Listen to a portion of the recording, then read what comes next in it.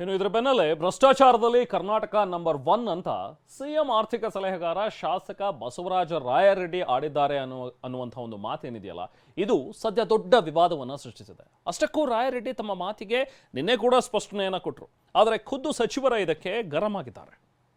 Karnataka number 1 ಆಗಿದೆ ಅಂತ ರಾಯರೆಡ್ಡಿ ಅವರು ಹೇಳಿದ್ರು. ಎಸ್, ನಾನು ಹೇಳಿದ್ದೆ.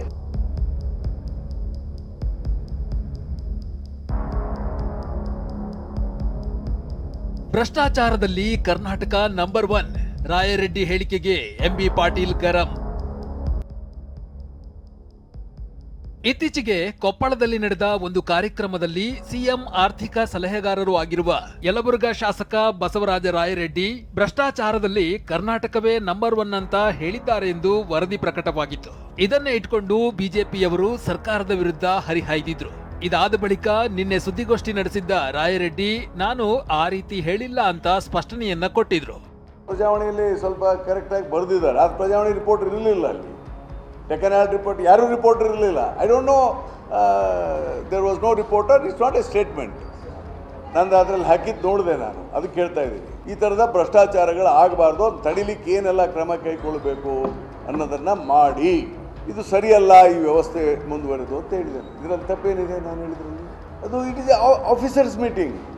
ಅದನ್ನು ಅರ್ಧಂಬರ್ಧ ತಿಳ್ಕೊಂಡ್ಬಿಟ್ಟು ಪತ್ರಿಕೆಯಲ್ಲಿ ಕರ್ನಾಟಕ ನಂಬರ್ 1 ಆಗಿದೆ ಅಂತ ರಾಯರೆಡ್ಡಿ ಅವರು ಹೇಳಿದ್ರು. ಎಸ್, ನಾನು ಹೇಳಿದ್ದೆ. ಆದ್ರೆ ಇಷ್ಟಕ್ಕೆ ವಿವಾದ ತಣ್ಣಗಾಗಿಲ್ಲ. ರಾಯರೆಡ್ಡಿ ವಿರುದ್ಧ ಸಚಿವ ಎಂಬಿ ಪಾಟೀಲ್ ಗರಂ ಆಗಿದ್ದಾರೆ.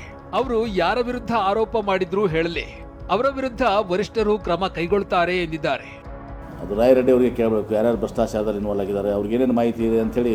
ಯಾರು ಪಕ್ಷಕ್ಕೆ ಇದ್ಬಿಟ್ಟವ್ರನ್ನ ಪಕ್ಷದ ಇದು KPCC ಪ್ರೆಸಿಡೆಂಟರು, ಮುಖ್ಯಮಂತ್ರಿಗಳು, AICC ಅದು ಗಮನಿಸ್ತದೆ.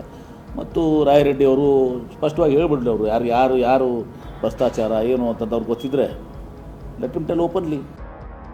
ಇನ್ನು DCM DKC ರಾಯರೆಡ್ಡಿ ಅವರೇ ಈಗಾಗಲೇ ಸ್ಪಷ್ಟನೆಯನ್ನ ಕೊಟ್ಟಿದ್ದಾರೆ. ನಾನು ಅವರ ಬಳಿ ಚರ್ಚೆ ಮಾಡ್ತೇನೆ ಎಂದಿದ್ದಾರೆ. ಇನ್ನು ಸತೀಶ್ ಜಾರಕಿಹೊಳಿ ರಾಯರೆಡ್ಡಿ ಜನರಲ್ ಆಗಿ ಹೇಳಿರಬಹುದು ಎಂದಿದ್ದಾರೆ.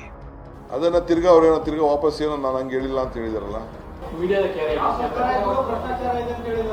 ನಾನು ಕರೆದ ವಿಚಾರ ಕೇಳ್ತೀನಿ ಅನ್ನೋದು. ಅವ್ರು ಎಲ್ಲಿ ಕೂಡ ನೇರವಾಗಿ ಹೇಳಿದ್ದನ್ನೇ ಎಲ್ಲಿಯೂ ತಾವು ನೋಡ್ಲಿಕ್ಕಾಗಿಲ್ಲ, ತೋರಿಸ್ಲಿಕ್ಕಾಗಿಲ್ಲ.